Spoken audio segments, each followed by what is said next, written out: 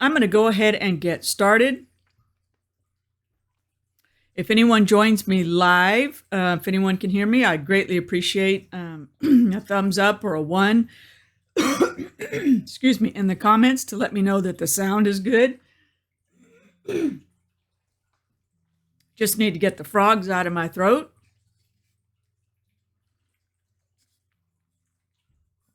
Okay, I have a very full, I should say, training for you all today. So I'm going to go ahead and get started. If anybody is listening to me, please let me know in the comments. Give me a 1 or a thumbs up or something. Let me know where you're listening from and also that the sound is good. Except for the frog in my throat. All right, here we go. Today is part 3 of the 8 must-know blockchain narratives. Okay, my usual greeting. Hello, my Life with Crypto brothers and sisters. Welcome to another Money Monday crypto training. I'm your host, Kelly Sunshall.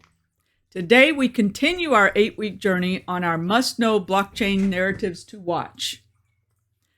Please keep in mind that all my Money Monday trainings are free. All the free content trainings average out to about 10 minutes in length over time, over all of them. Some will be longer and some will be shorter, but overall they are designed to just introduce you to various aspects of crypto. If you want a more deep dive into these topics, I highly suggest that you consider joining my Let's Crypto program. Inside the membership, I teach members how to grow a 6-figure crypto portfolio utilizing both my free and paid content. If you want to learn more, just click on the link in the description and you'll be able to get more information. All right, let's go ahead and get started with today's training. This session covers part 3 of our series on blockchain use cases. So to start, let's first expand our definition of what is a blockchain. In the last 2 trainings, I gave you some basic definition of what is a blockchain, and today we're going to take it just a little bit further. A blockchain is a distributed ledger shared among a network of computer nodes, where each node is owned and managed by a person, corporation, or government. Now, different blockchains do various things with 4 main types of blockchains, and let's explore them briefly. There's a public blockchain, and this type of blockchain is open to everyone and allows anyone to join and participate. It offers high transparency and security with trustable and secure transactions. And these are mainly used for crypto finance, like trading and DeFi. We are all, if you've ever done anything within crypto, we're all familiar with public blockchains. That's mostly what we are connected to when we play with crypto finance. The second one is a private blockchain, and this is a permissioned blockchain that is controlled by a single entity. Access to the network is restricted, and the central authority, which could be a corporation or a government, determines who can participate and to what extent. Hey, Paula, thanks for being here today. Sound is good? Just give me a thumbs up or something in the comments. Appreciate having you all here. It makes my day when I have people join me. The third type of blockchain is a consortium blockchain. In this type, multiple organizations manage the blockchain. It is also known as a federated blockchain that attempts to balance the need of both public and private blockchains. And it's suitable for use cases where multiple organizations must collaborate and share information across a blockchain. The next one, the last one on our list, is a hybrid blockchain. Hey, MJ, nice to have you here, Mr. Copy. And I'm assuming the sound is okay because nobody has said it isn't, so that's awesome. So continuing on with type number 4 is our hybrid blockchain. This type of blockchain combines the features of both public and private blockchains, but differently than the one we just described. The hybrid blockchain allows for customizable control over the data and transactions, making it suitable for all kinds of applications. I could have spent hours and hours just teaching about all the different kinds of blockchains are out there and what's being done with them. Today, we are going to focus on blockchain use cases, and I'm going to get into that here in just a moment. The blockchains that I just listed above cater to multiple industry needs and have distinct characteristics, making them suitable for various use cases. So next, let's explore the top blockchain use cases across various industries and sectors. And at the top of our list, of course, is financial services. And these include things like cross-border transactions, trade finance, capital markets, money transfers, and I probably could have listed more. As I said earlier, we are all familiar with this narrative because it's the one we hear about daily in crypto news. It encompasses things like transactions done on exchanges, both centralized and decentralized. It encompasses wallets, exchange-traded funds, and actually exchange-traded funds, I should not have included that because ETFs are not on-chain. I'm going to take that off. I just realized that it makes you think like you're on-chain, but you're not. An exchange-traded fund actually acts more like a stock. So anyway, the financial services for blockchain is wallets, exchanges, and things that we do in our DeFi applications in order to earn passive income, and all the trading we do that is done on-chain. That is one of the top use cases for blockchain right now. The second one is healthcare. Now, what do we do? What are they doing in healthcare? They do several things. And remember, this is just an overview. I'm only giving you high-level information, and if you want to know more, you'll have to do some digging. There's only so much I can do in these short free trainings. But for healthcare, we have managing electronic medical records, protecting healthcare data, safeguarding genomics information. Hadn't thought about that one. Tracking disease and outbreaks. So one healthcare use case for blockchain technology is medical record management to improve accessibility, security, and privacy. And here's two specific examples that I researched. One is called MedRec, which is used for managing electronic health records to allow patients to control access to their medical documents. And this is important to a lot of people who have to use the medical industry. Another one is called HealthChain, and this is a consortium blockchain that enables hospitals, insurance providers, and others to maintain accurate shared patient records. So this is a good example of one of those blockchains that I just described earlier called a consortium blockchain, where multiple different organizations need to use the same information from different angles, insurance versus the hospital versus the actual end user. The end user, of course, being the patient. Okay, the next one in our list is supply chain management. Supply chain management, I think, it was probably the second big use case of blockchain next to the financial piece. So in supply chain management, the goal is managing supply chain transparency and traceability and coordinating disaster recovery efforts.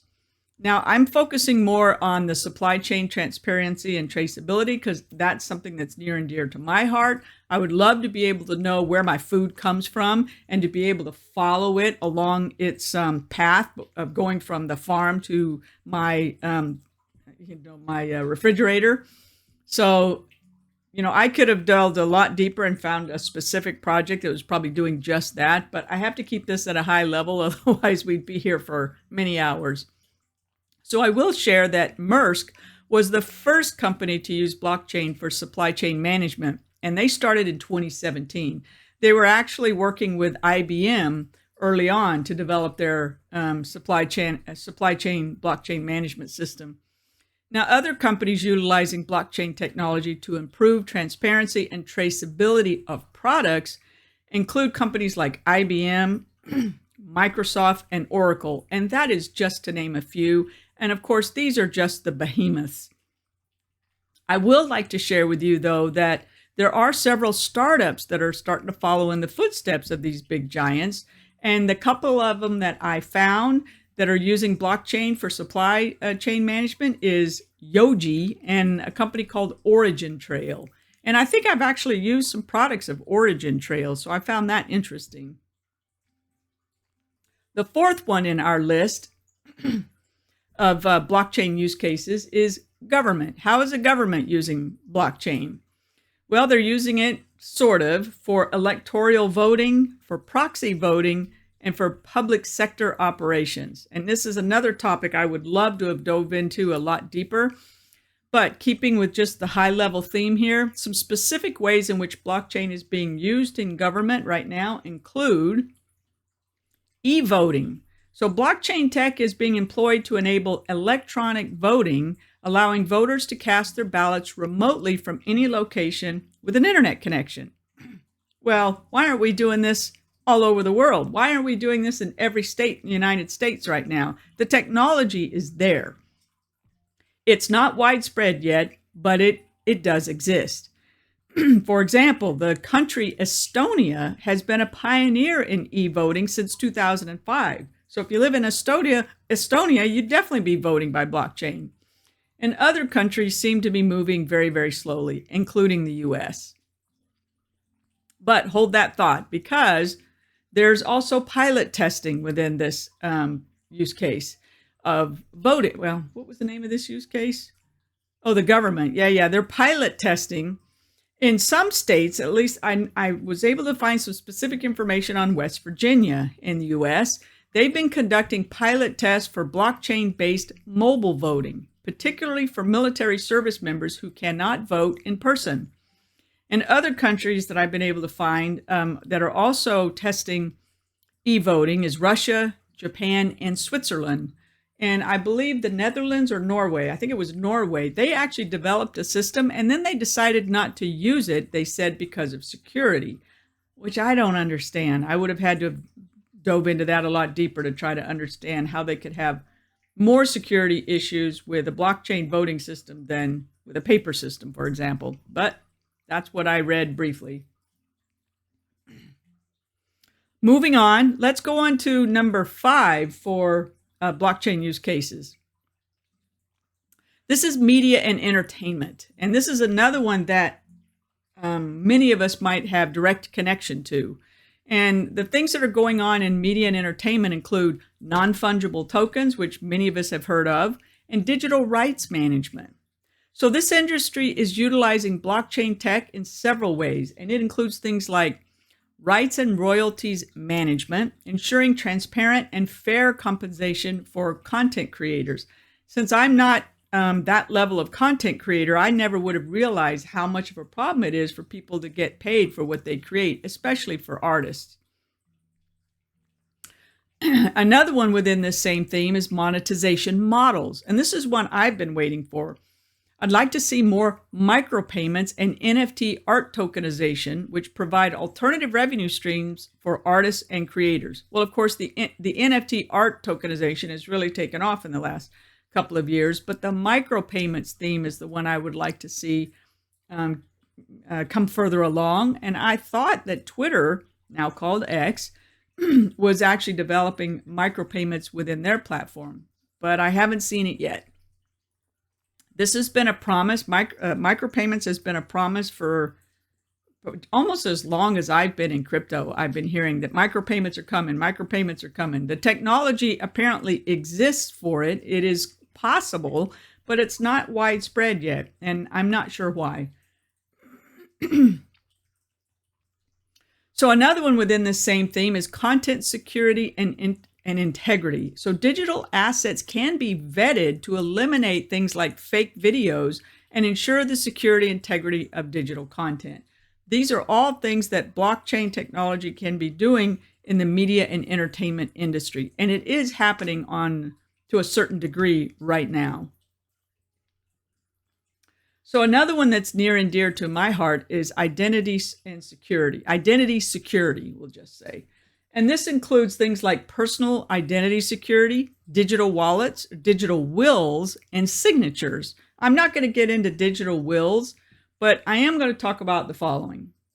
Self-sovereign identity, or SSI, and decentralized identifiers, DID, are two important technical concepts in the realm of blockchain-based identity management. And these are two things that I have studied and researched over the years. And I know of a few blockchains that use the DID technology because I've actually used it. Trying to remember the name of it because it's been a while. I remember their logo is green. So if I think of the name of it, I'll tell you in a little bit. But let's talk about what SSI is first. SSI is the concept that individuals and businesses can control and manage their own identities, choosing which pieces of information to share. It empowers users to store their identities on their own devices, which I think we should all be doing. So let's talk now about the next little piece of this technology, decentralized identifiers.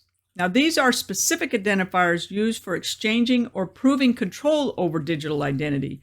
And the DIDs is where the private keys come into play, and you actually manage this from a wallet. I'm trying to think of the name of the one that I've used in the past. I'm going to do a quick search over here and see if the name will pop up for me because they've been around a long time. And I don't see it just yet. Well, anyway, tell you what, when I find that, I will put it in the comment section after we get done with the training, which is just about now. So that's it for today. And I thought that was a lot of information. I actually spent the last 2.5 hours putting this together, and I could have easily spent all day or all week putting together blockchain use cases. I hope you can appreciate the amount of effort that I do put into these free trainings. And you can imagine the quality of the content that I put into my paid membership program because of what I put into my free program. So in today's training, these were just a few examples of the diverse range of blockchain applications that are happening right now across various industries. I really want to thank you all for joining me today. I hope you got something out of this. And understanding blockchain narratives is an essential part of becoming a successful crypto investor. Understanding the broader landscape will help you make informed decisions. Not only that, it'll help you keep up with the technology and know when you might be using it without realizing it. So as always, stay curious, keep learning, and share your thoughts or comments in the comments below. I really appreciate them. So I will see you all next week. Bye for now.